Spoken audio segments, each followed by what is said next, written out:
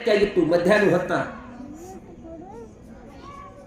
ಇಲ್ಲೆಲ್ಲಾದ್ರೂ ನೀರು ಸಿಗ್ತಾವೇನೋ ಅಂತ ತಿಳಿದು ಹುಡುಗ ಆ ಕಡೆಗೆ ಒಮ್ಮೆ ಹೋಗುತ್ತಿತ್ತು, ದಾರಿ ಮೇಲೆ ಈ ಕಡೆಗೆ ಒಮ್ಮೆ ಹೋಗುತ್ತಿತ್ತು. ಎಲ್ಲಾ ಕಡೆ ತಿರುಗಾಡ್ಕೊಂತ ಬರುವಂತಹ ಸಂದರ್ಭದಲ್ಲಿ ದಾರಿಯ ಪಕ್ಕಗಳ ಒಂದು ಬಾವಿ ಸಮೀಪ ಬಂದು ನೋಡಿತ್ತು. ತಳದಾಗ ನೀರಿತ್ತು. ಸಣ್ಣ ಹುಡುಗ 10 ವರ್ಷದ ಮಗ ಆ ಮೆಟ್ಟಿಲುಗಳನ್ನು ಇಳಿದು ಕೆಳಗೆ ಬಂದು ಒಂದು ಬಂಡೆ ಗಂಡಿ ಮೇಲೆ ಕುಂತುಕೊಂಡು ಹೀಗೆ ಭವಿಷ್ಯದ ನೀರು ತಗೊಂಡು ಯಾವ ಕೈಯಾಗ ನೀರು ತಗೊಂಡು ಬಾಯಿ ಒಳಗೆ ಕುಡಿಬೇಕು ಅನ್ನುವಂತಹ ಸಂದರ್ಭದಲ್ಲಿ ಏನಾಗ್ಯದಂತ ಕೇಳಿದ್ರೆ ಕರ್ಮ ಧರ್ಮ ಸಂಯೋಗ ಕುಂತಿರುವಂತಹ ಕಲ್ಲ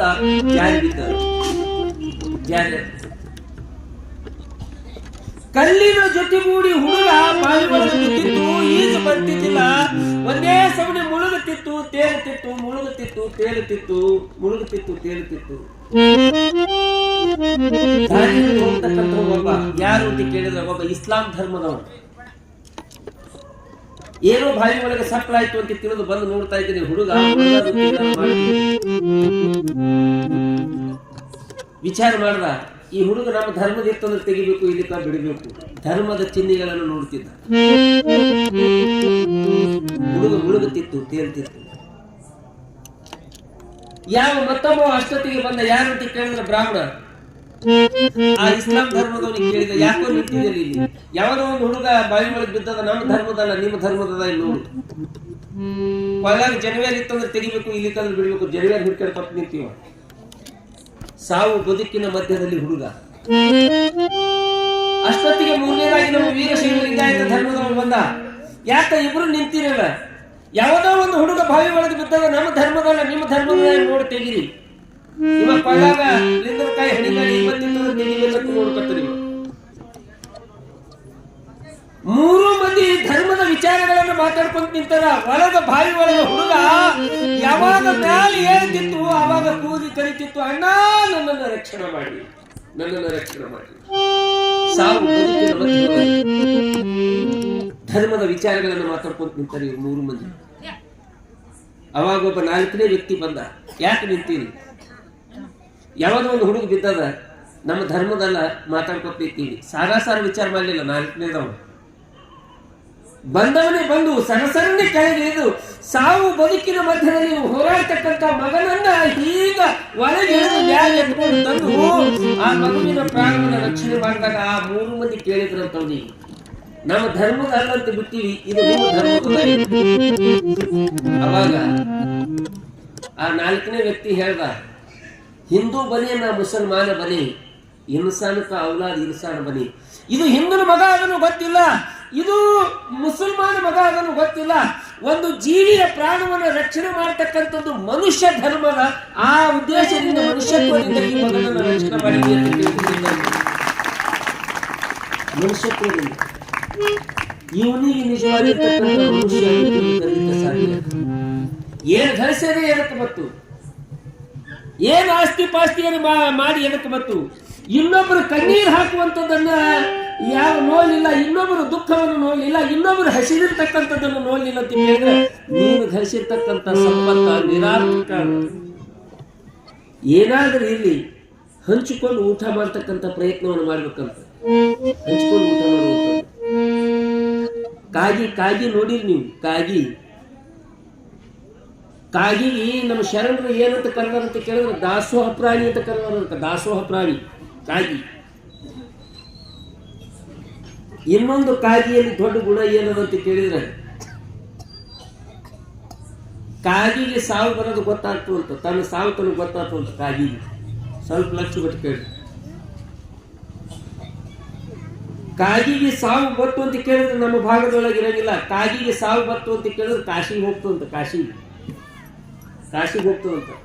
ಇಲ್ಲೆಲ್ಲ ಸತ್ತವಲ್ರಿ ಕಾಗಿ ಅಂತ ಕೇಳಿದ್ರೆ ಅವು ಕಾಗಿಗಳು ಹೆಂಗ ಸತ್ತವ ಇಲ್ಲಿ ಅಂತ ಕೇಳಿದ್ರೆ ಏನೋ ಕರೆಂಟ್ ಹತ್ತಿ ಸತ್ತವ, ಯಾವುದೋ ಗಾಡಿಗೆ ಬಡದು ಸತ್ತವ, ಅನಾಹುತವಾಗಿ ಸತ್ತವ. ವಿನಃ ನಿಜವಾಗಿರ್ತಕ್ಕಂಥ ಸಾವು ಗೊತ್ತಾಗತಕ್ಕಂಥ ಪಕ್ಷಿ ಯಾವುದಾಗಿರ್ತಂತ ಕೇಳಿದ್ರೆ ಅದು ಕಾಗಿ. ಅದಕ್ಕೆ ಯಾಕೆ ಗೊತ್ತಾಗ್ಯದಂತ ಕೇಳಿದ್ರೆ ಅದರಲ್ಲಿ ಒಂದು ದೊಡ್ಡ ಗುಣ ಅದ. ದೊಡ್ಡ ಗುಣ ಹೇಳಿದ್ರು ಶರಣರು. ಕಾಗೆ ಒಂದು ಅವಳ ಕಂಡರೆ ಕಲಿಯದೆ ತನ್ನ ಬಳಗವೆಲ್ಲವ. ಒಂದು ಅಗಳು ಎಲ್ಲಿಯಾದ್ರೂ ಬಿದ್ದಿತ್ತು ಅಂತ ಕೇಳಿದ್ರು ನಾನೇ ತಿನ್ಬೇಕು, ನನಗೆ ಆಗ್ಬೇಕು, ನಾನೇ ಜೋಪಾನ ಮಾಡಿ ಇಟ್ಕೋಬೇಕು ಅನ್ನುವಂಥ ಗುಣ ಇಲ್ಲ ಕಾಗಿಯಲ್ಲಿ. ಒಂದು ಅಗಳು ಕಾಣಿಸ್ತು ಅಂತ ಕೇಳಿದ್ರೆ ತನ್ನ ಬಳಗಕ್ಕೆ ಕರಿತದಂತ, ಬರೆಯಪ್ಪ ಇಲ್ಲೊಂದಿಷ್ಟು ಅನ್ನ ಅದ ಕೂಡಿ ಊಟ ಮಾಡೋಣ ಬರ್ರಿ ಅಂತ ಕೇಳಿದ್ರೆ ಕರಿಯುವಂತ ದೊಡ್ಡ ಗುಣ ಕಾಗಿ ಬಲ್ಲಿ ಅದ. ನಾವು ಕರ್ಕೊಂಡು ಉಳಿಲ್ಲ ಅಂತ ಕೇಳಿದ್ರೆ ಕಾಗಿಕ್ಕಿಂತ ಕನಿಷ್ಠ ನಮ್ಮ ಜನ್ಮ. ಕಾಗಿಕ್ಕಿಂತ ಒಂದಿಷ್ಟು ಇದ್ದಿರ್ತಕ್ಕಂಥದ್ದು ದಾನ, ಧರ್ಮ, ಪರೋಪಕಾರ, ಪುಣ್ಯದ ಕಾರ್ಯ ಇಂಥವೆಲ್ಲ ಮಾಡಿದಾಗ ನಿಜವಾಗಿ ಮನುಷ್ಯನಾಗಿ ಬಾಳಲಿಕ್ಕೆ ಸಾಧ್ಯ ಆಗ್ತದೆ. ಯಾರು ಏನ್ ಯಾಕಾಗಲ್ಲ, ಯಾಕ ನಾವು ಚಂದ ಇದ್ರೆ ಸಾಕು. ಇಂಥ ಮಂದಿಗೆ ಕಂಡ ಬಿಟ್ಟಿದ್ರೆ ಯಾರು ಏನ್ ಯಾಕಾಗಲ್ಲ, ಯಾಕ ನಾವು ಶಿಸ್ತಿರ್ಬೇಕು, ನಾವು ಚಲೋ ಇರ್ಬೇಕು.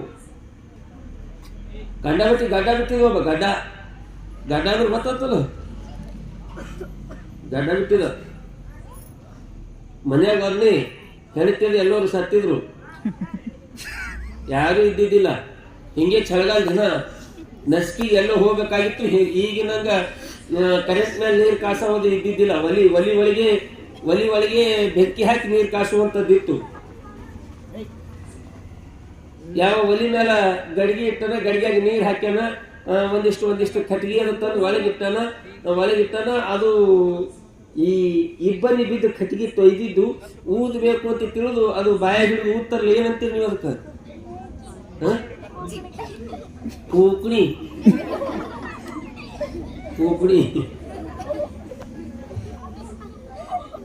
ಅವು ಇವತ್ತಿನ ಹೆಣ್ಮಕ್ಳಿಗೆ ಗೊತ್ತಿಲ್ಲ ಪೂಕಣಿನು. ಯಾಕಂದ್ರೆ ಎಲ್ಲರ ಮನ್ಯಾಗ ಒಲಿನೂ ಹೋಗ್ಯಾವ, ಏನು ಇಲ್ಲೇ ಇದೆ.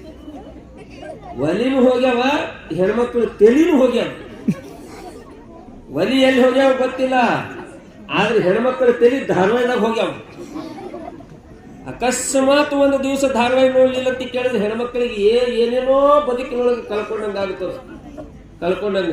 ಅವತ್ತು ನೋಡ್ಲಿಲ್ಲ ಅಂದ್ರೆ ಮರುದಿವ್ಸ ಕೇಳ್ತಾರ ನೋಡಿದವ್ರಿಗೆ, ಮತ್ತ ಆಕಿ ಅತ್ತಿಗೆ ಬೈಲಿಕ್ಕೆ ಶುರು ಮಾಡಿದ್ರು, ಹೋಗಿ ಹೊಡೆದು ಬಿಟ್ಲು.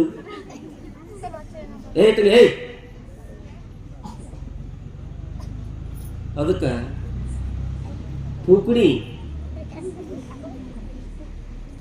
ತಗೊಂಡನ. ಆ ಪೂಕಣಿಕ್ಕಿಂತ ಇವನು ಗಡ್ಡನೆ ಉದ್ದಿದ್ದು